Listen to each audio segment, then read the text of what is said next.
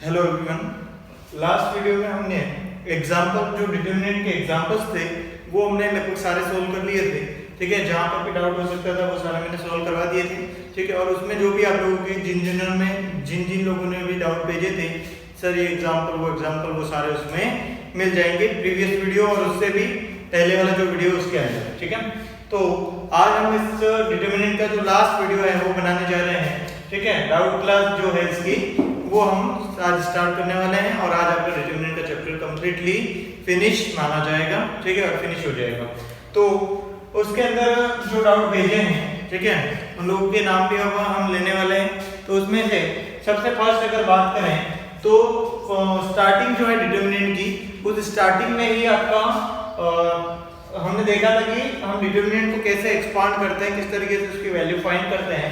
तो उसके अंदर एक और कंसेप्ट था, ठीक है, जो अपन ने वीडियो में नहीं देखा है और वो पूछा था, वो जो डाउट है वो दिया है आर्यन जैन लोहारिया से, जो है उन्होंने पूछा है कि सर सारस डायग्राम जो है बुक में पॉइंट दे रखा है, सारस डायग्राम वो क्या शो करता है, ठीक है, या वो क्या चीज बता रहा है। ठीक है, तो वो चीज हमने वीडियो में नहीं देखी थी तो उसको हम अभी देख लेते हैं। ठीक है, तो सारस डायग्राम जो है, ठीक है, वो जनरली बेसिकली 3x3 ऑर्डर का जो डिटरमिनेंट होता है, 3x3 ऑर्डर का जो डिटरमिनेंट होता है उसको एक्सपांड करने के लिए यूज में आता है। ठीक है, 3x3 का जो डिटरमिनेंट होता है उसको एक्सपांड करने के लिए यूज में आता है। ठीक है, तो सबसे पहली बात ये कि सारस डायग्राम किसके लिए यूज होता है, तो सारस डायग्राम जो है वो यूज होता है for solving determinant of order 3x3। ठीक है, तो for solving the determinant of order 3x3, order का जो डिटरमिनेंट होता है उसको इजी वे में सॉल्व करने के लिए यूजफुल होता है। ठीक है, बाकी हमने पूरा टॉपिक पढ़ लिया, बाकी इसका यूज कहीं करते नहीं है, इसलिए ये क्वेश्चन, ये डाउट बहुत कम लोगों का आया है। ठीक है, एक दो नहीं पूछा था तो बता देते हैं। चलो 3x3 अब करते कैसे हैं, क्या होता है, तो देखो मैं लिख देता हूँ यहाँ पर, इसके अंदर एलिमेंट लिख देता हूँ। क्या लिखें, इस तरीके से लिख देता हूँ A1 A2 A3 B1 B2 B3 C1 C2 C3। ठीक है, ये मैंने 3x3 ऑर्डर का क्या बना दिया, एक डिटरमिनेंट लिख दिया है। अब इस डिटरमिनेंट को मुझे सॉल्व करना है, एक्सपांड करना है, इसकी वैल्यू फाइंड करनी है, एक्सपांड करना और इसकी वैल्यू फाइंड करनी है। तो हम क्या करेंगे, किस तरीके से हम इसको कर सकते हैं। ठीक है, इसी बात को हम अभी स्टार्ट करने वाले हैं। तो एक बार तो आप समझ में आनी चाहिए कि सारस डायग्राम होता क्या है। तो Sarrus diagram is used for expanding और solving the determinant of order 3 और ऑर्डर 3x3। ठीक है, तो आगे बढ़ते हैं और अब इसको देखते हैं कि किस तरीके से सॉल्व करता है, कैसे किसी क्वेश्चन को इजीली ये सॉल्व करता है। ठीक है, तो बात करते हैं, देखो A1 A2 A3 B1 B2 B3 C1 C2 C3 इस तरीके से है। तो इसको सॉल्व करने के लिए करते क्या है, तो इसका एक पैटर्न बनाया है इन्होंने कि इसकी वैल्यू जो निकलेगी वो कैसे, ये कहता है कि जैसे ये first column, second column, third column है, तो आप फर्स्ट कॉलम और सेकंड कॉलम को रिपीट लिख लो। ठीक है ना, फिर से लिख लो, कहां लिखोगी, यहां A1 A2 A3 B1 B2 B3। क्या कहता है ये कहता है कि आप जो फर्स्ट कॉलम और सेकंड कॉलम है उसको आप रिपीट बाहर लिख लो। ठीक है ना, ये देखो A1 A2 A3 B1 B2 B3, यहां पर मैंने फिर से वो लिख दिया। ठीक है, उसके बाद क्या करेंगे, उसके बाद ये कहता है कि आप ऊपर से नीचे की ओर अगर जाओगे, ठीक है, तो सारी वैल्यू पॉजिटिव और नीचे से ऊपर जाओगे तो नेगेटिव। देखो कैसे जाना है, तो यहां से शुरू किया नंबर 1 पे, ठीक है, तो यहां से ऐसे बढ़ते हुए ये आपका फर्स्ट ऊपर से नीचे आ गया। ठीक है, फिर देखो सेकंड को लेना है, फर्स्ट लिया, फिर सेकंड और थर्ड, 3 तक जाना है, नीचे से ऊपर भी कहां 3। ठीक है, तो यहां पर गए फर्स्ट, ये हो गया सेकंड। ठीक है, और थर्ड पॉइंट कैसे लेना है, यहां से, तो ये और ये। ठीक है, इस तरीके से ले लिया। ठीक है, ऐसे क्रॉस में पहले क्या करना है, फर्स्ट सेकंड कॉलम को रिपीट लिखना है और फिर इन तीनों का मल्टीप्लाई प्लस इन तीनों का मल्टीप्लाई प्लस इन तीनों को क्या कर देना है, मल्टीप्लाई करना है। सेम प्रोसेस अपर नीचे से, तो नीचे कौन है, यहां से स्टार्ट करते हैं, तो यहां से शुरू किया और ये इस तरीके से हम गए, तो इन तीनों का मल्टीप्लाई और यहां पर इन तीनों का मल्टीप्लाई, ठीक है, इन तीनों का, और फिर नेक्स्ट इन तीनों का मल्टीप्लाई, ये हम कर लेते हैं, ठीक है। तो ये कहता है कि इसका जो सॉल्यूशन है, इस डिटरमिनेंट की जो वैल्यू है, इस डिटरमिनेंट की जो वैल्यू है वो वैल्यू आपकी किस तरीके से निकलेगी, तो वो वैल्यू आपकी क्या करना आपको, ऊपर से नीचे की ओर जब लिखोगे तो आपको डिटरमिनेंट जो है वो इस तरीके से a1 b2 c3 क्या आ रहा है, a1 b2 c3, फिर सेकंड देखो b1 c2 a3 लिख देता हूं, b1 c2 a3, थर्ड लिख देते हैं c1 a2 b3, c1 a2 b3, फिर नेक्स्ट लिख लेते हैं नीचे से ऊपर, ठीक है, a3 b2 c1, a3 b2 c1, फिर देखो b3 c2 a1, b3 c2 a1, फिर देखते हैं c3 a2 b1, c3 b2 a1, इस तरीके से। तो हमने क्या किया, इस तरीके से ये डायग्राम बनाया और फिर हमने ये मल्टीप्लिकेशन सारे लिखे। अब इन मल्टीप्लाई में जो ऊपर से नीचे की ओर आ रहे हैं उनको आपको प्लस का लिख देना है और जो नीचे से ऊपर जा रहे हैं उनको नेगेटिव कर देना है, उन तीनों को क्या कर देना है, माइनस का। तो इसका जो रिजल्ट होगा वही आपकी डिटरमिनेंट की वैल्यू शो करता है, ये कहता है आपका सायरस डायग्राम, ठीक है ना। ये जो है, ये अगर माइनस आप कॉमन लेना चाहो तो कॉमन भी ले सकते हो, इसको ऐसे भी लिख सकते हैं, इन सबको ऐड करो, ठीक है ना। देखो क्या करो, ऊपर से नीचे आ रहे हैं उनको सबको ऐड करो और नीचे से ऊपर जा रहे हैं उनको सबको ऐड करो और ऊपर से नीचे इसमें इस पूरे में से इसको क्या कर दो, सेपरेट कर दो, तब आपको डिटरमिनेंट की वैल्यू फाइंड हो जाती है या इजीली मिल जाती है, ठीक है। तो ये है आपका सारा डायग्राम। इसका एक एग्जांपल भी मैं आपको बता देता हूं, ठीक है। इसका मैं एक एग्जांपल भी आपको शो कर देता हूं, ठीक है। देखो क्या क्या एग्जांपल हो सकता है इसका।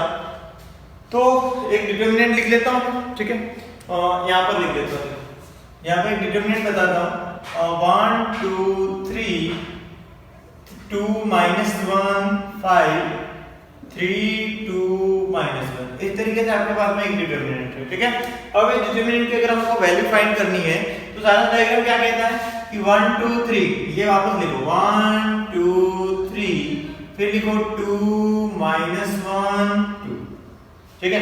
अब इसको सिंपलीफाई करने के लिए क्या करेंगे, तो इसको सिंपलीफाई करने के लिए आप यहां से शुरू करो और इस तरीके से आप मल्टीप्लाई करते चलो, ठीक है। तो मल्टीप्लाई करते हैं, देखो मल्टीप्लाई किया तो इसका इससे होगा, फिर इसका इससे होगा और रिजल्ट आ जाएगा, फिर इसका इससे होगा, ठीक है, और आपका रिजल्ट आ जाएगा, फिर इसका इससे और इससे होगा और ये रिजल्ट आ जाएगा।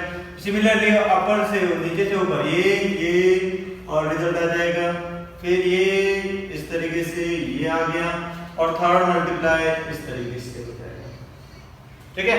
तो करते हैं, क्या आता है रिजल्ट, ठीक है, वैल्यू क्या आती है देखते हैं। तो सबसे पहले किसका मल्टीप्लाई करोगे आप कर लोगे 1 मल्टीप्लाई -1 मल्टीप्लाई -1, तो क्या आ जाएगा 1, फिर 2 मल्टीप्लाई 5 10 10 मल्टीप्लाई 3 30, फिर देखो नेक्स्ट थर्ड 3 मल्टीप्लाई 2 6 6 मल्टीप्लाई 2 12, तो ये आपका आ गया ऊपर से नीचे आ गया, ठीक है ना। फिर क्या करेंगे second 3 multiply -1 3 multiply -1 -3 multiply 3 -9 plus, फिर नेक्स्ट 2 मल्टीप्लाई 5 10 10 मल्टीप्लाई 1 10 मल्टीप्लाई 1 कितना हो गया 10, फिर प्लस -1 मल्टीप्लाई 2 -2 मल्टीप्लाई 2 -4 तो ये अपर टू लोअर टू अपर को क्या कर देना है माइनस। चलो चेक करते हैं, ये हो गया कितना 30 32 42 42 43 हो गया 43, और यहाँ पर देखें तो 10 -9 -1 और 1 -4 -3 माइनस प्लस 3, तो कितना आ गया 46, क्या रिजल्ट आ गया 46। तो ये है आपका सारस डायग्राम, क्या करता है 3x3 डिटरमिनेंट को इजी वे में सोल्व करने के लिए यूजफुल होता है, ठीक है।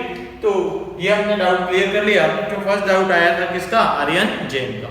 तो आगे बढ़ते हैं नेक्स्ट पॉइंट की ओर चलते हैं। ठीक है, तो आप इसको नोट कर सकते हो।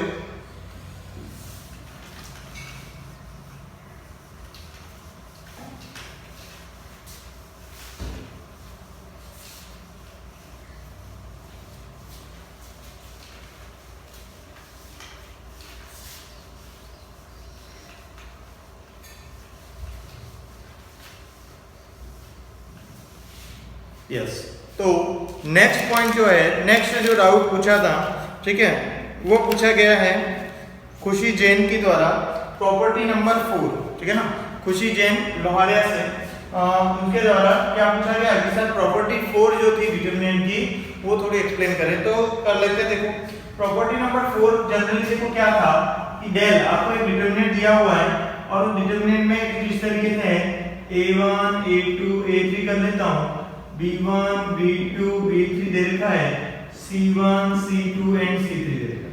अरे ये आपका डिटरमिनेंट है, ठीक है। प्रॉपर्टी 4 यूं कहती है कि अगर आपका जो थर्ड रो है, ठीक है, जैसे मैंने थर्ड रो में एक कोएफिशिएंट लिखा, एक कांस्टेंट यहां रखा है k k n k, ठीक है, तो थर्ड रो में कौन आ रहा है, k आ रहा है। तो ये यूं कहता है कि जब आप इसको सिंपलीफाई करते हो और जो वैल्यू आती है वो वैल्यू किसके इक्वल होती है, वो value k into a1 a2 a3 b1 b2 b3 और c1 c2 c3 इसके इक्वल होती है, ठीक है।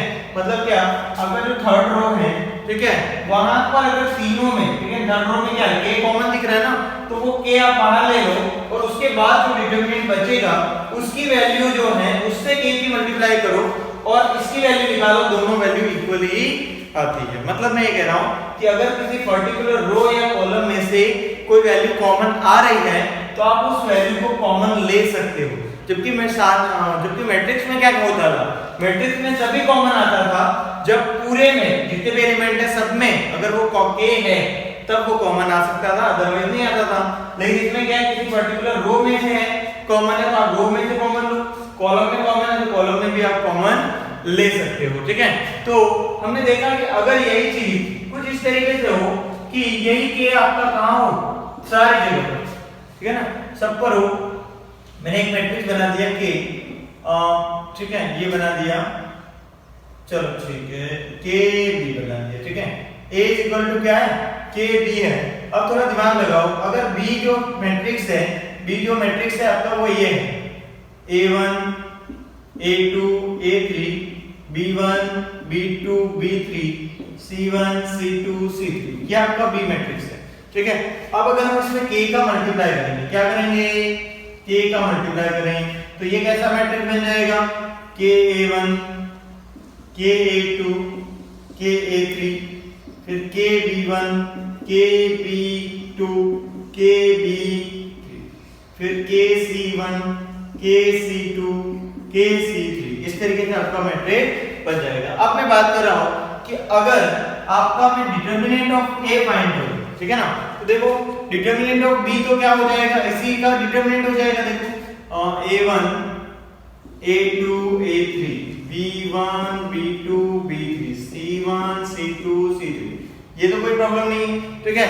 लेकिन अगर मुझे क्या चाहिए, डिटरमिनेंट ऑफ a चाहिए, इस मैट्रिक्स का डिटरमिनेंट चाहिए, तो इस पूरे का डिटरमिनेंट होगा, तो यहाँ पर डिटरमिनेंट ऑफ k b हो गया, डिटरमिनेंट ऑफ k b हो गया। अब डिटरमिनेंट ऑफ k b का मतलब क्या है, तो इसका डिटरमिनेंट हो गया और इसका जब डिटरमिनेंट लिखूंगा तो k a1 k a2 k a3 k b1 k b2 k b3 k c1 k c2 k c3, इसका डिटरमिनेंट बनेगा। अगर a का डिटरमिनेंट है तो इसका डिटरमिनेंट, और इसका डिटरमिनेंट है तो इसका बनेगा।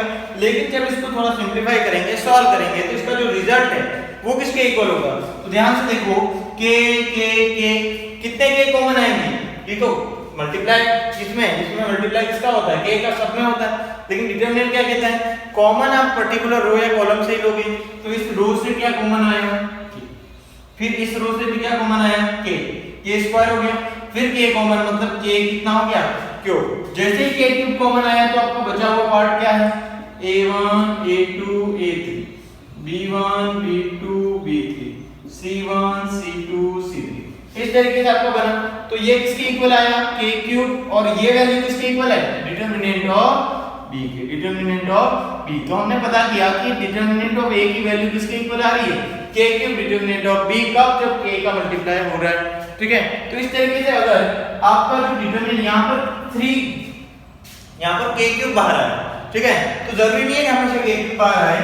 तो अगर आपका ये kb है, a इक्वल टू क्या है, kb है, और ये n ऑर्डर का है, कौन से ऑर्डर का है, n क्रॉस n ऑर्डर का है। ठीक है, यहाँ पर 3 ऑर्डर का था तो k क्यूब आया, 2 ऑर्डर का होता तो k स्क्वायर आता। ठीक है, और इस तरीके से चलता। तो यहाँ पर अगर n ऑर्डर का है तो डिटरमिनेंट ऑफ a की value k to the power n बाहर आएगा। ठीक है, k square k cube k to the power n, और डिटरमिनेंट ऑफ क्या आएगा, b, इसके ये इक्वल हो जाएगा। ठीक है, तो ये आपका थी प्रॉपर्टी नंबर 4 कि आप कॉमन किस में ले सकते हो, किसी एक रो में या कॉलम में कॉमन ले सकते हो। ठीक है, और अगर कोई मैट्रिक्स इस तरीके से k टाइम्स है तो उसका डिटरमिनेंट है वो कितना हो जाएगा, k to the power n और इनटू डिटरमिनेंट ऑफ b के इक्वल होगा। ठीक है, यहाँ पर n क्या शो करता है, a का ऑर्डर क्या है, अगर a का ऑर्डर ऑफ a n है तो आपका k to the power n आएगा, ऑर्डर ऑफ a 3 है तो आपका k टू द पावर 3 आएगा, ऑर्डर ऑफ a, ठीक है, जो भी है उसके रेस्पेक्ट में यहाँ पर k to the power n उतना n लगेगा। ठीक है, वैसे इसका पावर n वाला कोई क्वेश्चन आपकी बुक में नहीं दे रखा है, वैसे आगे हायर स्टडी में आपको मिलता है उससे रिलेटेड। ठीक है, अच्छे लेवल पे जाते हैं तब ये क्वेश्चन इससे रिलेटेड मिलते हैं। जनरली तो आपके क्या यूज होता है कि कॉमन कैसे आएगा, किसी पर्टिकुलर रो में से कॉमन ले सकते हो या किसी पर्टिकुलर कॉलम में से आप कॉमन ले सकते हो। ठीक है, तो ये आपका डाउट था जो लगभग क्लियर हो गया होगा मेरे ख्याल से। ठीक है, जो मैंने ये समझाया था। ठीक है, तो ये हो गया है। नेक्स्ट आगे बढ़ते हैं। तो इसको भी अगर आप लोगों को दिक्कत हो रही हो तो आप लोग नोट कर सकते हो, वैसे करवा रखना पहले भी, इसलिए कोई ज्यादा दिक्कत होनी नहीं चाहिए। चलो आगे बढ़ते हैं, नेक्स्ट डाउट पे चलते हैं।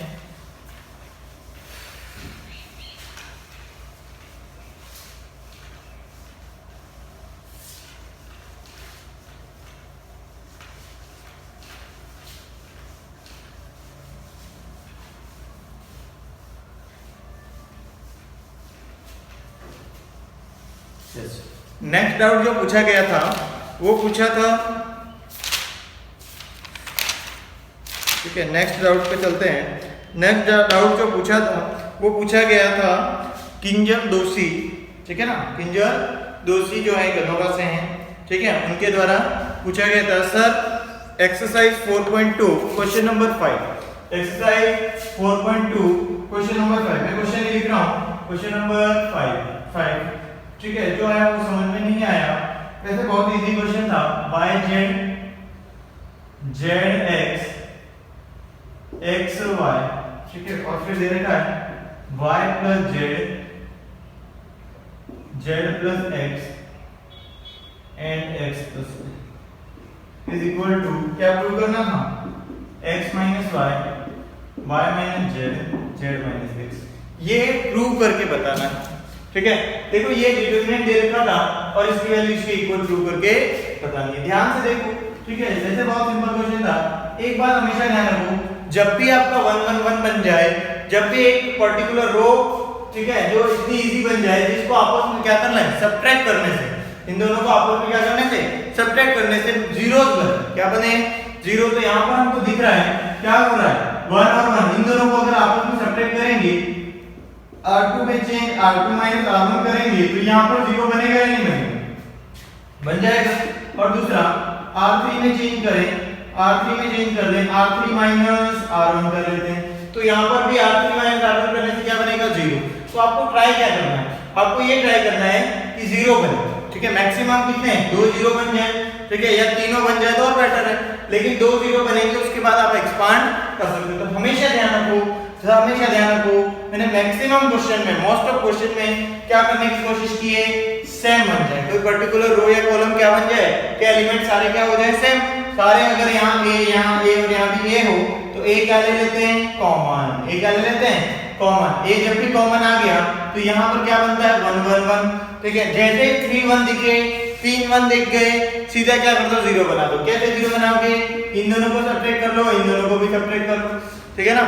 ऐसे भी सब्ट्रैक्ट कर सकते हो, तो ये सब्ट्रैक्ट कर लो, 2 जीरो बन जाएंगे और 2 जीरो बनेंगे तो इसके, ठीक है ना, इस रो के फर्स्ट रो के अलोंग, ठीक है, क्या कर लोगे, एक्सपांड कर लोगे। तो जहां 2 जीरो बनेंगे उस पर्टिकुलर रो या कॉलम के अलोंग आपको क्या कर देना है, एक्सपांड कर देना। तो हमेशा ध्यान रखो जब भी 1 1 1 बन जाए क्या करना है आपको, ऑपरेशन एलिमेंट्री ऑपरेशन अप्लाई करना है, जीरो बना देना है। क्या कर देना है, एलिमेंट्री ऑपरेशन अप्लाई करना है, जीरो बना देना है, ठीक है। और मैंने आपको एक और बात बोली है, कोशिश क्या करनी है कि आपका जो जिसमें आप चेंज कर रहे हो उसका कोएफिशिएंट क्या रहे, 1 रहे, और 1 नहीं है तो क्या करना है, उतने ही पार्ट का बाहर डिवाइड भी करना है।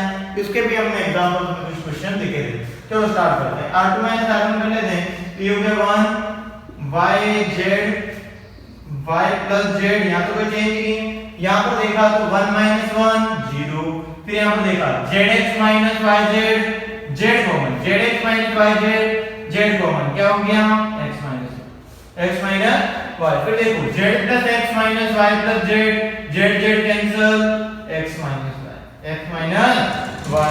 Next point 1 - 1 0, xy - yz, y common, x - z, y common, x - z, फिर देखो x + y - y + z, x - z, ये हो गया। आगे बढ़ते हैं नेक्स्ट पॉइंट पे चलते हैं। नेक्स्ट पॉइंट क्या कि इसको एक्सपांड कर दो, या तो आप इसको एक्सपांड कर दो, आंसर आ जाएगा। किसके अलोंग करेंगे, c1, एक्सपांडिंग अलोंग c1, या फिर पहले आप कॉमन ले लो, क्या कर लो, कॉमन। देखो इस पर्टिकुलर रो में r2 में क्या कॉमन दिख रहा है, यहां पर कुछ नहीं है ना, अब जीरो में से कुछ भी कॉमन लेना हो तो आप ले सकते हो। जीरो में से मैं 2 कॉमन ले लूं, क्या कॉमन ले लूं, 2, तो ले नहीं सकता क्या, 2 × 0 क्या होता है, 0। अब इस 0 में से मुझे क्या कॉमन लेना है, 2, तो 2 लूंगा तो क्या बचेगा, 0। अगर 0 में से मुझे x - y कॉमन लेना है, क्या कॉमन लेना है 0 में से, x - y, तो 0 में से x - y कॉमन लो तो बोलो क्या होगा, 0 × x - y, और 0 × x - y 0 होता है। अब इस 0 में से मुझे x - y कॉमन लेना है, बोलो x - y मैंने बाहर ले लिया, क्या बचेगा, 0। तो 0 में से आप कुछ भी कॉमन लो, 0 ही बचेगा, ठीक है ना।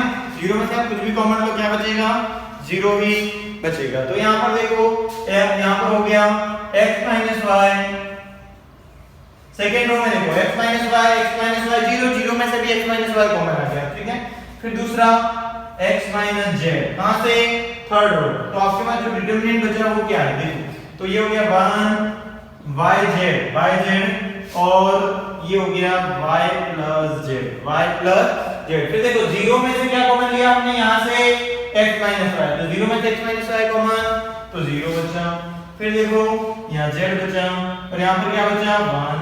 फिर देखो 0 में से 0 y, और यहां क्या बचा, 1, ये बच गया। अब क्या करेंगे, expanding along first row, first column, expanding along first column, तो आपके पास क्या आएगा, देखो x - y ऑलरेडी है, फिर x - z भी ऑलरेडी है। अब क्या करेंगे, 1 अदर दोनों तो क्या हो जाएंगे, 1 0 0, तो ये तो 0 हो गए, उसको तो हटा दो, ठीक है। अब किसके, 1 के रेस्पेक्ट में करते हैं, तो 1 के रेस्पेक्ट में करेंगे तो ये first column and first row को आप क्या कर लोगे, first row and first column को क्या कर लोगे, रिमूव, तो आपके पास बचेगा z1 y, ठीक है, तो ये बचेगा z1 y1, ठीक है। अब देखो आगे बढ़ते हैं, तो x - y, x - z, और इसका इससे माइनस इसका इससे, तो ये हो जाएगा z - y। अब देखो क्या हमको जो चाहिए वो आया, क्या नहीं आया, तो क्या चाहिए, x - y, और इसको यहां से माइनस कॉमन, तो z - a, और यहां से भी माइनस कॉमन, y - z, तो माइनस पहले कॉमन था, फिर माइनस, यहां से माइनस कॉमन, यहां से भी माइनस कॉमन, ये माइनस और ये माइनस, क्या हो गए, प्लस। तो आपके पास आ गया x - y, y - z, z - x, ये आपका प्रूव हो गया। इजी सा क्वेश्चन था, ठीक है, ज्यादा कोई दिक्कत वाली बात नहीं थी, ठीक है, लेकिन फिर भी चलो करवा दिया मैंने, छोटा सा क्वेश्चन था इसलिए, ठीक है। तो आगे बढ़ते हैं, नेक्स्ट डाउट की ओर चलते हैं।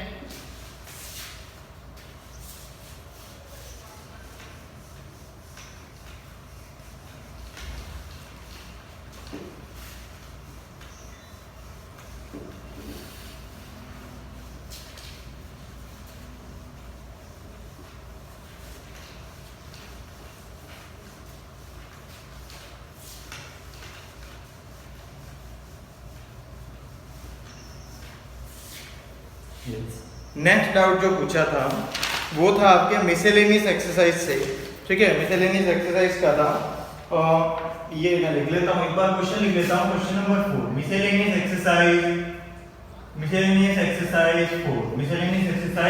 4, और उसका भी क्या था, क्वेश्चन नंबर 4। इसमें आपको क्या कहा है, इसमें एक डिटरमिनेंट दे रखा है आप लोगों को 132 0 minus 2 and 5, 0 minus 2 and 5, then 2 minus 1 and 4, 2 minus 1 and 4, ठीक है। और इसको कहा है कि ये जो डिटरमिनेंट है वो इन ऑप्शन में से कौन से डिटरमिनेंट के इक्वल आएगा। फर्स्ट डिटरमिनेंट दे रखा है, लिख देता हूं मैं 2 3 1, 2 3 1, फिर दे रखा है 5 minus 2 0, फिर 4 minus 1 2, ठीक है। फिर सेकंड जो डिटरमिनेंट, इसके आगे माइनस लगाया है, वो माइनस रॉन्ग है, उसको आप लोग मिसप्रिंट है प्लस बना देना। सेकंड जो डिटरमिनेंट है वो है 132 2 minus 1 4 0 minus 2 and 5, ठीक है। फिर जो आपका थर्ड डिटरमिनेंट है सी डिटरमिनेंट है, इसमें देखें तो इसमें दे रखा है 2 0 1, फिर है -1 -2 3 और 4 5 2, ठीक है। और एक और लास्ट डी वाला भी डिटरमिनेंट दे रखा है, वो भी लिख देता हूं मैं। डी दे रखा है 2 -1 4 0 minus 2 and 5 1 2 and 2, ठीक है। ये आपका क्वेश्चन था मिसेलेनियस एक्सरसाइज क्वेश्चन नंबर 4।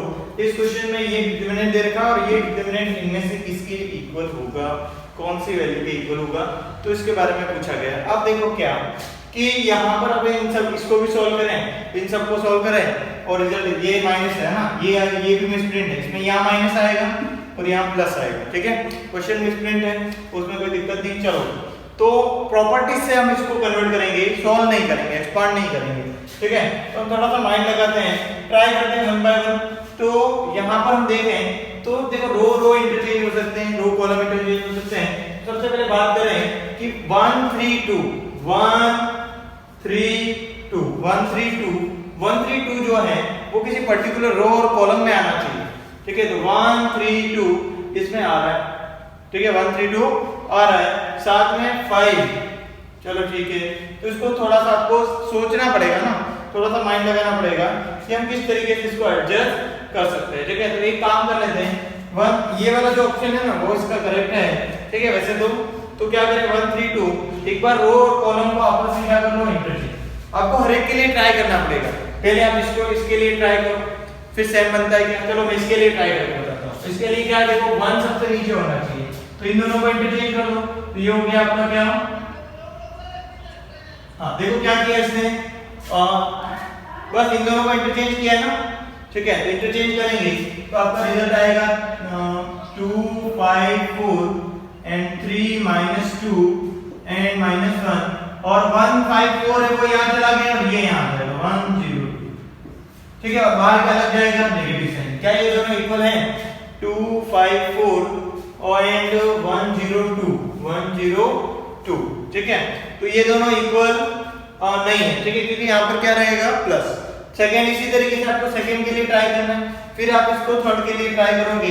तो यहाँ पर जो आपका आंसर देगा वो ये वाला आंसर है, क्यों, क्योंकि यहाँ पर माइनस नहीं प्लस है, ठीक है ना, यहाँ पर प्लस है। बुक का आंसर ये आ रहा है क्योंकि यहाँ पर आपको माइनस लगा लेना है, ये थोड़ी बहुत मिसप्रिंट है, तो आपको इस तरीके से चेक करना पड़ेगा हर एक के लिए बना के। यहाँ पर देखो 1 3 2 यहाँ है ना, तो हम क्या करेंगे, देखो कन्वर्ट करेंगे, रो कॉलम को इंटरचेंज कर लो, रो और कॉलम को इंटरचेंज करेंगे तो आपका बन जाएगा 1 3 2, फिर 0 -2 -1 एंड फिर हो जाएगा -0, अच्छा -1, ये गलत कर रहे हैं, 0 -2 एंड 5 एंड 5। फिर देखो first row first column, second row second column बनना चाहिए, सेकंड रो सेकंड कॉलम बनना चाहिए, देखो सेकंड कॉलम बन गया, थर्ड रो थर्ड कॉलम बनना चाहिए, थर्ड कॉलम बन गया। ठीक है, तो रो और कॉलम को जब इंटरचेंज करते हैं तो कोई इफेक्ट नहीं पड़ता। ये हमने प्रॉपर्टी पढ़ी थी, फर्स्ट प्रॉपर्टी। और देखो आगे, अभी तक क्या हुआ, 132 यहाँ पर, इसको और इसको आपस में क्या कर लो, इंटरचेंज। जब इसको इंटरचेंज करोगे बाहर कौन सा साइन आ जाएगा, नेगेटिव, तो आपके पास आ जाएगा 2 -1 4 0 -2 and 5 एंड 132 यहाँ पे 132। ठीक है, 132। देखो क्या हुआ, सेम बनाया, नहीं बना, बन गया ना सेम, तो ये इसके इक्वल हो जाएगा। ये आपका करेक्ट आंसर है। ये आपको पूछा गया था भीमपुर से योगेश पाटीदार, जो हिंदी मीडियम में, उसके द्वारा ये क्वेश्चन पूछा गया था। ठीक है, तो लगभग आ गया होगा समझ में मेरे ख्याल से। ठीक है, तो नेक्स्ट आगे बढ़ते हैं, नेक्स्ट डाउट की ओर चलते हैं।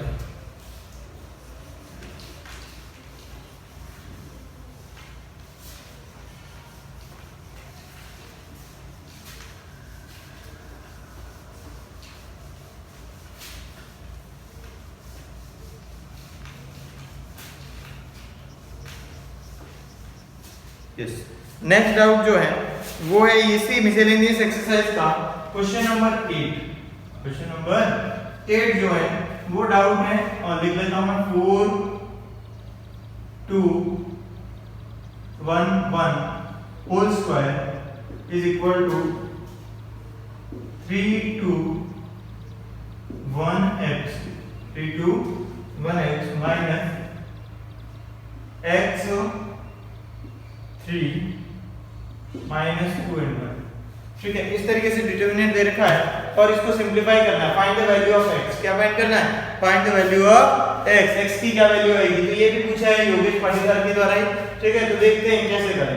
तो ये डिटरमिनेंट है, ये डिटरमिनेंट है, ये डिटरमिनेंट। हमने डिटरमिनेंट को सबट्रैक्ट करना नहीं पड़ा, याद रखना, मैट्रिक्स का सबट्रैक्शन पढ़ा है, लेकिन डिटरमिनेंट को सबट्रैक्ट नहीं करते। ऐसा मत करते ना 3 - x 2 - 3 1 + 2 एंड x - 1 और फिर डिटरमिनेंट बनेगा नहीं और उसको सॉल्व करें। ऐसा कोई प्रोसेस पढ़ाएंगे, ऐसा अलजेब्रा तो पढ़ाएंगे, हमने तो प्रॉपर्टी पढ़ी है उसकी। ठीक है, तो पहले उसकी वैल्यू फाइंड करनी है और फिर आपको सिंपलीफाई करना है।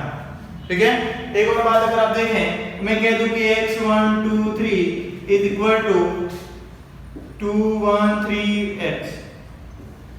ठीक है, अब बताओ x की वैल्यू क्या होगी, तो अब ऐसा मत कर देना x इज इक्वल टू 2। क्यों x इज इक्वल टू 3 क्यों नहीं कहा आपने, 2 ही कहा। तो मैट्रिक्स में जब ये दोनों इक्वल होते थे तो ये एलिमेंट इस एलिमेंट के इक्वल होता था, ये इसके इक्वल होता था, लेकिन यहाँ ऐसा नहीं है। तो आपको ऐसा क्वेश्चन भी मिल सकता है, तो आपको इस डिटरमिनेंट को अलग से सिंपलीफाई, इसको भी अलग से सिंपलीफाई, फिर x की वैल्यू फाइंड करनी है। ध्यान रखना, बहुत ही छोटा सा पॉइंट, बारीक सा पॉइंट है, लेकिन इसमें लोग गलतियां कर देते हैं। ठीक है, तो यहाँ पर भी गलती होने के चांस हैं। को सब्ट्रैक्शन नहीं, हमने डिटरमिनेंट का सब्ट्रैक्शन नहीं पढ़ा है। ठीक है, तो आगे बढ़ते हैं, पहले इसको सॉल्व करो। 4 - 2 कितना हो जाएगा, 4 - 2 2 स्क्वायर, सीधा क्या हो गया 4 - 2 2 स्क्वायर। यहाँ देखते हैं 3x - 2 minus x minus plus 6 बस ये होगा ना, x प्लस 6 हो गया। आगे बढ़ते हैं, सॉल्व करते, ये हो गया 4 3x - 2 माइनस x - 6। देखते हैं क्या आता है, तो ये हो गया -8 को उधर भेजें तो ये हो जाएगा +8 और 3x - x 2x, तो ये हो गया 12 is equal to 2x and x is equal to 12/2। ये हो गया 6, क्या आ गया 6, तो इसका आंसर आएगा आपका 6। ठीक है, तो कुछ छोटी सी पॉइंट थे जो अच्छे थे और ये आपको ध्यान में होने चाहिए। ठीक है, ये हो गया आपका क्वेश्चन नंबर 8 जो आप लोगों का डाउट था जो क्लियर हो गया। अब आगे बढ़ते हैं नेक्स्ट डाउट की ओर।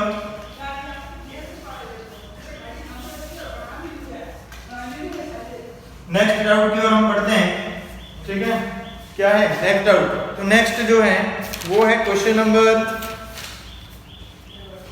20 जो कि प्रूव करने का क्वेश्चन था, a² + b² अपॉन c। फिर दे रखा है c एंड c, फिर बोला है ab² + c² अपॉन a, और फिर दे रखा है a और b² b c square plus a square upon b is equal to लाना है 4ab सी। ये हमको प्रूव करने के लिए बोला था। ये भी पूछा गया है खुशी जैन लोहानिया से जो है उनके द्वारा पूछा गया है। देख लेते हैं। ठीक है, वैसे मैंने इसको लास्ट पहले जो वीडियोस हैं मिसलेनियस एक्सरसाइज सोल्व का जो वीडियो है उसके अंदर ये आपको क्वेश्चन पूरा मिल जाएगा। इसमें डाउट आया, उसका रीजन क्या है वो मैं आपको बता देता हूँ। इसका रीजन है इसकी फर्स्ट स्टेप। ठीक है, बस वो फर्स्ट स्टेप में सबसे ज्यादा प्रॉब्लम आई होगी, उसके बाद तो उसमें भी कैलकुलेशन कर रखी है, वही कैलकुलेशन आप करेंगे। ठीक है, तो वो मतलब नहीं है। मेन बात है कि फर्स्ट स्टेप क्या हुई और क्यों हुई। तो सबसे पहली स्टेप जो उसमें की है, ध्यान से सुनो, कि जो डिवाइड में ये आ रहे हैं सी ए और बी, इनको रिमूव करने वाली स्टेप है। बस इनको कैसे रिमूव किया वो हमको सीखना है और उसके बाद आपका जीरो बना और काम हो जाएगा। तो हमने देखा कि सी को रिमूव करें, देखो सी और सी यहाँ आ रहा है ना, तो इस पूरे कॉलम में इस रो में क्या दिख रहा है आपको सी। तो मुझे तो डिवाइड वाले सी को रिमूव करना है, तो डिवाइड वाले सी को कैसे रिमूव करूंगा, मैं सी से मल्टीप्लाई कर दूं, और सी से मल्टीप्लाई में इस पर्टिकुलर एलिमेंट में तो नहीं कर सकता, तो मैं इस पूरी रो में ही इसका मल्टीप्लाई करूंगा सी का। तो यहाँ पर जो डिवाइड का सी था, डिनोमिनेटर का सी था, वो कैंसिल हो जाएगा। तो सिमिलरली ये ए कैसे करेंगे, तो इस पर्टिकुलर रो को सेलेक्ट करो, ए से मल्टीप्लाई कर दो, पर्टिकुलर कॉलम रो को सेलेक्ट करो, बी से मल्टीप्लाई कर दो। तो ये डिनोमिनेटर में जो ए बी और सी दिख रहे हैं वो आपके हट जाएंगे, सबसे पहली बात है। लेकिन जब मैंने R1 को R1 में चेंज किया, ये R1 था, R1 में क्या चेंज किया, R1 में क्या चेंज किया, CR1 कर दिया। तो लेकिन मैंने तो कहा था कि जिसमें चेंज करते हैं उसका कोएफिशिएंट 1 रखा जाता है, उसका कोएफिशिएंट क्या रखा जाता है, 1। ठीक है, लेकिन मैंने तो C कर दिया। अब जब मैं इसमें C का मल्टीप्लाई कर रहा हूं, देखो ध्यान से, मैं इसमें कुछ पूरे कॉलम रो में किसका मल्टीप्लाई कर रहा हूं, C का मल्टीप्लाई कर रहा हूं। तो इसके डिटरमिनेंट की वैल्यू C टाइम हो जाएगी ना, क्योंकि C का मल्टीप्लाई कर रहे हैं और C का मल्टीप्लाई किससे होगा, एक रो से होगा, पर्टिकुलर रो से हो रहा है ना, और रो से हो रहा है तो उसकी वैल्यू C टाइम्स हो जाएगी। तो उसको वैल्यू को तो चेंज नहीं कर सकते, मर्जी से थोड़ी मल्टीप्लाई कर सकते हैं। तो हमने C से मल्टीप्लाई किया, लेकिन C का डिवाइड भी कर देते हैं, जिससे आपका काम हो जाता है। ठीक है, तो ध्यान से देखना। इसी तरीके से R2 में चेंज किया, C AR2 किया, लेकिन A से मल्टीप्लाई किया, A से डिवाइड भी करेंगे, और R3 में भी चेंज किया, BR3 कर दिया, BR3 कर दिया। ठीक है, तो देखते हैं हमने क्या किया। सबसे पहले C का मल्टीप्लाई किया, C से डिवाइड कर दो, A का भी मल्टीप्लाई कर दिया है, B से A से डिवाइड कर दो, और B से मल्टीप्लाई किया है, B का भी डिवाइड कर दो, A B C इसका डिवाइड कर दिया, बाहर तीनों का, A का भी कर दिया, B का भी कर दिया, C का भी कर दिया। लेकिन उनके मल्टीप्लाई कहां किए, फर्स्ट रो में C का मल्टीप्लाई, इनमें से जो A B C है उसमें C का मल्टीप्लाई कहां, फर्स्ट रो में।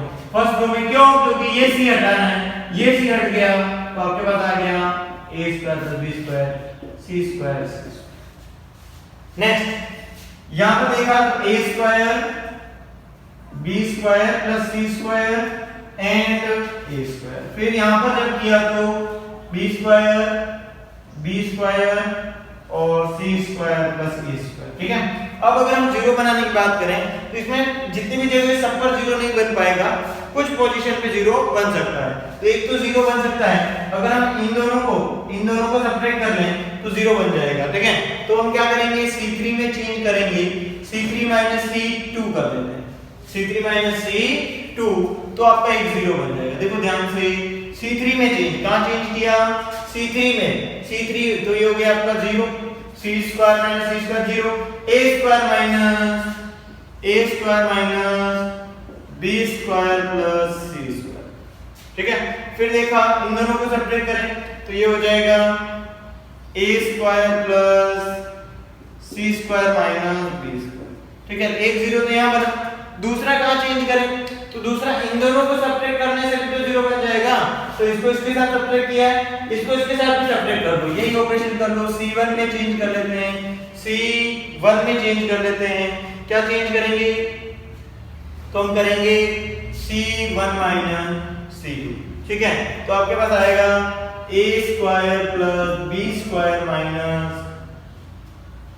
a square plus b square minus c square.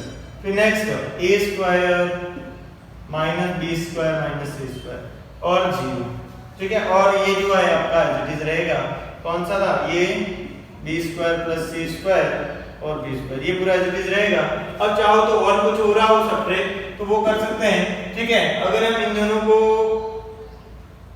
ठीक है, अगर इन दोनों को क्या करें, सब्ट्रैक्ट कर दें, इन दोनों को क्या कर दें, सब्ट्रैक्ट कर दें तो काम हो जाएगा, ठीक है। तो इस तरीके से, लेकिन बात ये थी चलो 2 0 बन गए, अब एक्सपांड कर दोगे तो भी आपका रिजल्ट आ सकता है, ठीक है ना।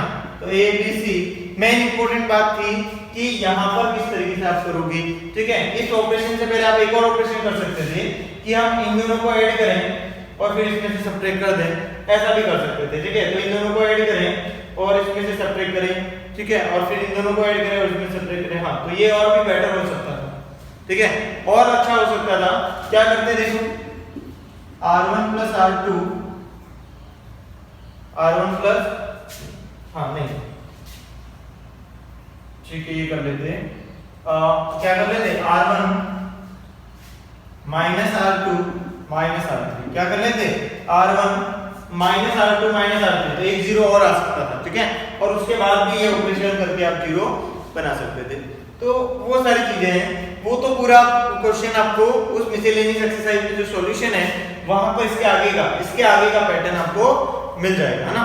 तो वहां से आप लोग देख लें, कॉपी कर लें, ठीक है। लेकिन अभी जो बात है मेन इंपॉर्टेंट एबीसी और इस एबीसी वाली, वो आपको क्लियर हो गई होगी मेरे ख्याल से, ठीक है। तो इसके आगे की जो कैलकुलेशन है वो सारी आप उस वीडियो से देख लें, ठीक है, तो आपको मिल जाएगी, ठीक है। तो हम आगे बढ़ते हैं। एक तो आपका ये डाउट था, ठीक है, इस क्वेश्चन में, और अभी भी अगर क्लियर नहीं हुआ हो तो आप पूछ सकते हैं, ठीक है। स्पेशली खुशी जैन के लिए बोल रहा हूं। अब देखो आगे बढ़ते हैं, ठीक है। अभी भी यही प्रॉब्लम थी और अगर कोई प्रॉब्लम है इस क्वेश्चन में तो वो आप लोग पर्सनली, आप मुझे पर्सनली बोल दें तो मैं बता दूंगा आपको, ठीक है। तो नेक्स्ट जो लास्ट एंड फाइनल जो है वो डाउट है,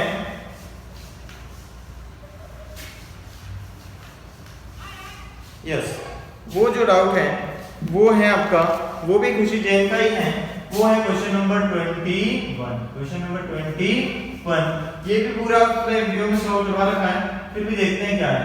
a minus x c and b, फिर है c b minus x and a, फिर नेक्स्ट रहेगा b a and c minus x is equal to 0। ये आपको इक्वेशन दे रखी है और साथ में एक और कंडीशन भी है, a plus b plus c is equal to 0। क्या कंडीशन चल रही है, a plus b plus c is equal to 0। अब इसको सॉल्व करना है, ध्यान से देखो कि अगर हम कहें कि इन तीनों को ऐड करें तो a plus b plus c, ठीक है, तो हम r1 में चेंज कर लेते हैं, r1 plus r2 plus r3, ठीक है। जैसे हम इन तीनों को ऐड करते हैं तो हमारे पास जो रिजल्ट आता है वो रिजल्ट आएगा a plus b plus c minus x, a plus b plus c minus x, फिर a plus b plus c minus x, फिर a plus b plus c minus x, ये आ जाएगा ना, a plus b plus c minus x, a plus b plus c minus x, a plus b plus c minus x, और बाकी सारा as it is a b minus x और a हो जाएगा, ये हो गया b a c माइनस, ये आपका निकल कर आएगा। अब ध्यान से देखो कि इसमें a plus b plus c minus x, ये कॉमन आ रहा है तो कॉमन ले लो, तो ये कॉमन ले लिया, a plus b plus c minus x, ये कहां से कॉमन आ गया, फर्स्ट रो से, और आपके पास आएगा 1 1 a1, फिर c b minus x a and b a c minus x, b a c minus x equal to क्या चल रहा है, 0, इक्वल टू क्या चल रहा है, 0। अब बताओ a plus b plus c की वैल्यू क्या है, 0, तो बाहर क्या आएगा, ये तो 0 हो गया, माइनस है, माइनस का इधर भेज दो तो ये भी 0 में चला गया, x बचा, बाहर क्या बचा रहेगा, x, बाहर क्या बचेगा, x। अब बची बात डिटरमिनेंट की, इस डिटरमिनेंट को सॉल्व करें तो 1 1 1 दिख रहा है, तो क्या करोगे आप, 2 0 बना दोगे, 2 0 बनाएंगे, बता देता हूं, c2 में change, c2 minus c1 change in c3, c3 minus c3 minus c1 कर लेते हैं। देखो इसमें से इसको सब्ट्रैक्ट कर लेते हैं, इसमें से भी इसको सब्ट्रैक्ट कर लेते हैं, 2 0 आपके बन जाएंगे। तो देखो कैसे बनेंगे, तो 1c और आपका हो गया b, 1c और b। c1 में तो चेंज है ही नहीं ना, c1 में चेंज नहीं किया, c2 में चेंज किया, क्या किया, c2 माइनस c1, 1 माइनस 1 0, फिर ये हो गया b minus x minus c, b minus x minus c, फिर a माइनस b, फिर नेक्स्ट 1 माइनस 1 0, फिर देखो a माइनस c, फिर c minus x minus b, c minus x minus is equal to, देखो क्या हुआ, दो जीरो बन गए ना, तो एक्सपांडिंग अलोंग फर्स्ट रो कर लेंगे, तो ये हो जाएगा 1 के रिस्पेक्ट में, तो आपके पास आ जाएगा देखो 1, इसका इससे मल्टीप्लाई माइनस इसका इससे मल्टीप्लाई होगा, सीधा कर लेते हैं, इसका इससे होगा ना, ये और ये, ठीक है, ये और ये रिमूव हो जाएंगे, तो ये बचेगा, इसका इससे मल्टीप्लाई होगा, तो b, ठीक है, b माइनस x माइनस, और इसका मल्टीप्लाई होगा c minus x minus b, ठीक है, और माइनस a माइनस c और a minus b is equal to 0। अब क्या है, बस कैलकुलेशन है और कुछ नहीं, वहां पर भी कैलकुलेशन की थी, यहां पर भी हम कैलकुलेशन करते हैं। चलो सबसे पहले b का मल्टीप्लाई करेंगे, बाहर क्या चल रहा है x, b से मल्टीप्लाई करो c का, तो ये हो गया bc, b का मल्टीप्लाई करो माइनस x से, माइनस bx, b का मल्टीप्लाई करो b से, तो माइनस b स्क्वायर, फिर नेक्स्ट माइनस x का मल्टीप्लाई करो c से, माइनस cx, फिर माइनस x का मल्टीप्लाई करो माइनस x से, तो ये हो गया प्लस x स्क्वायर, फिर नेक्स्ट है माइनस x का मल्टीप्लाई करो माइनस b से, प्लस bx, फिर आगे बढ़ते हैं, c का मल्टीप्लाई करो माइनस c से, माइनस c से, तो माइनस c स्क्वायर, फिर c का x से, तो प्लस cx, फिर c का b से, तो प्लस b, क्लियर, बस ये हो गया मल्टीप्लाई। अब यहाँ भी मल्टीप्लाई करो, तो माइनस है ना बाहर, तो पहले a का करो, a का a से करेंगे a स्क्वायर, a का माइनस b से करेंगे माइनस ab, लेकिन बाहर क्या था माइनस, तो माइनस और ये क्या बन जाएगा प्लस, फिर c का करो, तो c minus minus minus plus, plus c का किससे करेंगे a से, तो a से, फिर प्लस c का किससे करेंगे b से, माइनस b से, ये हो जाएगा माइनस b से इक्वल टू 0, ठीक है। तो अब देखो क्या कैंसिल हो रहा है, तो माइनस bx और प्लस bx कैंसिल हो गया, माइनस cx और प्लस cx कैंसिल हो गया, और फिर है आपका और क्या है, और कुछ नहीं, ठीक है, और हम लिख लेते हैं, ये हो गया x स्क्वायर, ठीक है, x स्क्वायर कितनी बार, एक ही बार है, तो x स्क्वायर, फिर लिख लेते हैं स्क्वायर वाले सारे हैं वो लिख लेते हैं, a square b square c square minus common a square plus b square plus c square, ठीक है, फिर बचा है देखो bc ab ac, ठीक है, bc भी कैंसिल हो रहा है, bc कैंसिल, तब भी बचा क्या है देखो bc ab ac, तो ab bc c, ठीक है, लेकिन माइनस कॉमन ले रहे हैं, समझ में आ रहा होगा कि a स्क्वायर b स्क्वायर पूरे से माइनस क्या ले x स्क्वायर की टर्म लिखी, बाकी जो भी है सबसे माइनस कॉमन, तो a स्क्वायर जो था वहां से minus common, b square minus क्या था वहां से माइनस कॉमन, तो प्लस का बन गया, c स्क्वायर से माइनस कॉमन वो प्लस का बन गया, bc से माइनस कॉमन, तो bc माइनस का बन जाएगा, a b से माइनस कॉमन और ca से माइनस कॉमन, तो ये पूरा बन जाएगा, ठीक है, ये निकल कर आ जाएगा, ठीक है। अब आगे की जो बात है इसमें लास्ट फाइनल स्टेज जो है वहां पर हो सकता है आपको प्रॉब्लम आ रही हो, तो एक फार्मूला चलता है, ठीक है, एक फार्मूला है उसके कारण वो दिक्कत है, देखो क्या यहाँ पर बता देते हैं, ठीक है, एक फार्मूला होता है, क्या फार्मूला है, छोटी क्लास में नर्सरी में आप लोग पढ़ते थे a cube b cube c cube minus 3abc is equal to a plus b plus c and a square plus b square plus c square minus ab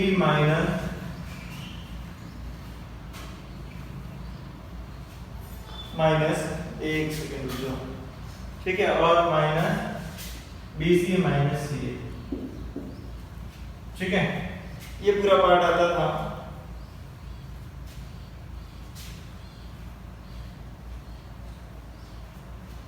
एक सेकेंड रुको, ये वाला नहीं लगेगा, यहाँ पर कुछ और लगाना पड़ेगा, चलो ठीक है, पहले मैं इसको थोड़ा सिंप्लीफाई कर लेता हूँ, तो इसको सिंप्लीफाई करें, तो एक तो वैल्यू हो गई x इज इक्वल टू 0, ये जो x है उसको 0 के इक्वल रख दिए, और सेकेंड हो गया x square is equal to a square, ठीक है, x square is equal to, इस पूरे को उधर भेज दो, a square plus b square plus c square minus ab minus bc minus ca, ठीक है, माइनस ca। अब देखो यहाँ पर जो है, तो यहाँ पर जो इसकी वैल्यू है, जो आपका बुक का आंसर है, वहां तक अगर पहुंचना है तो इसकी वैल्यू हमको लिखनी पड़ेगी। तो हमने एक फॉर्मूला पढ़ा a plus b plus c whole square is equal to a plus b plus c whole square का फॉर्मूला क्या था, a square plus b square plus c square plus 2ab plus 2bc plus 2c, ठीक है। लेकिन a plus b plus c क्या है यहाँ पर 0, तो इसकी वैल्यू क्या कर लेंगे 0, तो आपके पास आएगा a square plus b square plus c square, और यहाँ से क्या कॉमन ले लिया 2, तो ab plus bc plus c, ab plus b, तो ये फॉर्मूला है a plus b plus c whole square is equal to this. अब उसमें a plus b plus c की वैल्यू क्या दे रही थी क्वेश्चन में 0, तो a plus b plus c की वैल्यू 0 हो गई, तो ये वाली कंडीशन है। अब इस कंडीशन में हमको तो ये चाहिए ना, तो इसकी वैल्यू हम फाइंड करें ab plus bc plus ca, ab यहाँ से क्या फाइंड करें ab plus bc plus ca, तो क्या आएगा minus a square plus b square plus c square upon 2 आ जाएगा, और ये वैल्यू हम यहाँ पर पुट कर देते हैं।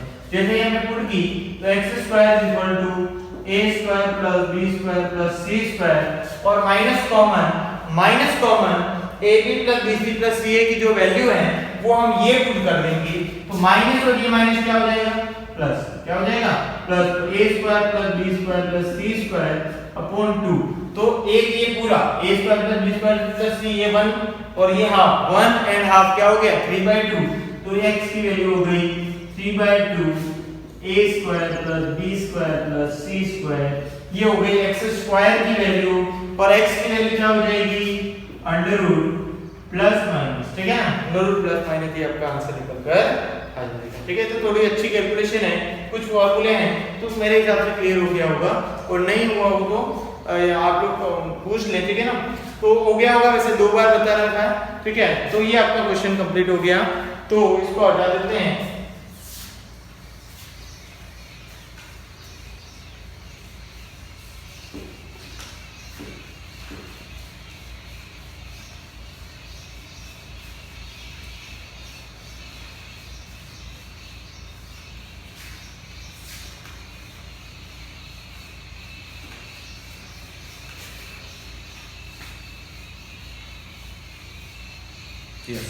तो ये सारे आपके जो डाउट थे डिटरमिनेंट के, जो लगभग पूछे थे, वो आपके लगभग सारे क्लियर हो गए होंगे, ठीक है। ये और इसी के साथ आपका जो डिटरमिनेंट का चैप्टर है वो कंप्लीटली फिनिश हो जाता, ठीक है। तो आपका चैप्टर 3 कंप्लीट हो गया है, चैप्टर 4 कंप्लीट हो गया है।